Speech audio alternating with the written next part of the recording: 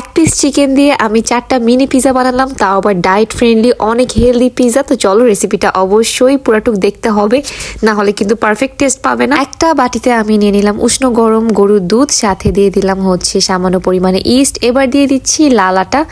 তো যেহেতু এটা হচ্ছে হেলদি একটা রেসিপি, সেই জন্য আমি এখানে লাল আটা ইউজ করছি। তো দেখো সবকিছু দিয়ে খুব ভালো করে একটু টাইম নিয়ে ভালোভাবে মাখিয়ে নিতে হবে। ডোটাকে 30 মিনিটের জন্য রেস্টে রাখবো। আর এবার চলে গেলাম হেলদি ভাবে সস বানাতে, পিজা সস। তো রসুন, টমেটো, পানি আর হচ্ছে ধনিয়া পাতা কুচি সবকিছু একসাথে সেদ্ধ করতে দিয়ে দিলাম। এবার এখানে নিলাম চিকেন আর ভেতরে দিয়ে দিলাম এই সসটা। তো এই সসটা না থাকলে তোমরা সামান্য পরিমাণে ভিনেগার অথবা লেবু রস দিয়ে নিতে পারো। এবার দিয়ে দিলাম আদা, রসুন, ধনিয়া পাতা, কাঁচামরিচ বাটা, তার ভেতর দিলাম সাদা গোলমরিচ পাউডার, সাথে দিলাম হচ্ছে মিক্সড হার্বস, সামান্য পরিমাণে পাপরিকার গুঁড়ো, দিয়ে দিলাম পরিমাণ মতো লবণ।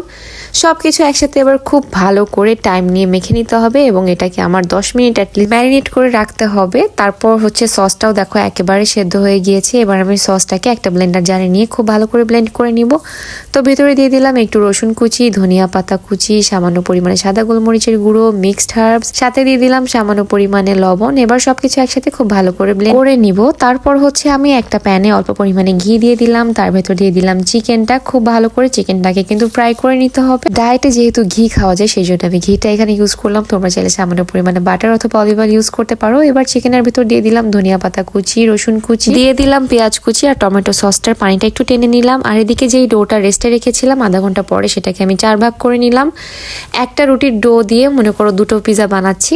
তো আমি হচ্ছে এখানে এবার ডোটাকে বেলে সাইডটা একটু মুড়িয়ে নিলাম। ওপর থেকে দিয়ে দিলাম টমেটো সসটা, ঘরে তৈরি করা, একেবারেই হেলদিভাবে করেছি। এবার এর ভেতর দিয়ে দিলাম আমি ভেজে রাখা চিকেনগুলো। তোমাদের যদি টমেটো সসটা একটু মিষ্টি মিষ্টি প্রয়োজন হয়, সেক্ষেত্রে যেহেতু হেলদি করে করছি, তোমরা চাইলে এর ভেতরে একটু মধু দিয়ে দিতে পারো। এবার আমি ওপর থেকে দিয়ে দিচ্ছি মোজারেলা চিজ। আর এই মোজারেলা চিজটা কিন্তু আমি একটু পাতলা করে সুন্দর করে কেটে নিয়েছি যাতে দেখতে ভালো লাগে। আর ওপর থেকে দিয়ে দিলাম মিক্সড হার্বস। তো দেখো কত সুন্দর লাগছে দেখতে। এবার আমি এটাকে এয়ার ফ্রায়ারে দিয়ে দিলাম। এয়ার ফ্রায়ারের নিচে আমি একটু ঘি ব্রাশ করে নিয়েছি। তো এয়ার ফ্রায়ারে আমি 185 ডিগ্রি সেলসিয়াসের জন্য 6 মিনিট দিয়েছি। আর এটা একদমই পারফেক্টভাবে হয়েছে, মানে একেবারে কোনো কিছুই কম বেশি করা হয়নি।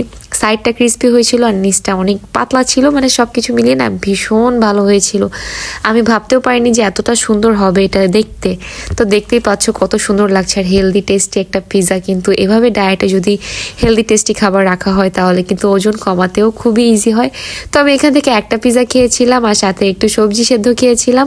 তো এই ছিল হচ্ছে আমার আজকের দুপুরের খাবার। আমি দুপুরে একটু কার্ব টাইপের খাবার যদি থাকে যেদিন ডায়েটে, সেদিনকে আমি সেটা দুপুরেই খাই। আর রাতে কার্ব টাইপের খাবারগুলো আমি একটু অ্যাভয়েড করি। তো আজকে এই মিনি হেলদি পিৎজা রেসিপিটা কেমন লাগলো অবশ্যই জানিও। আর বাড়িতে কিন্তু অবশ্যই ট্রাই করো। সবাই অনেক ভালো থেকো। টাটা।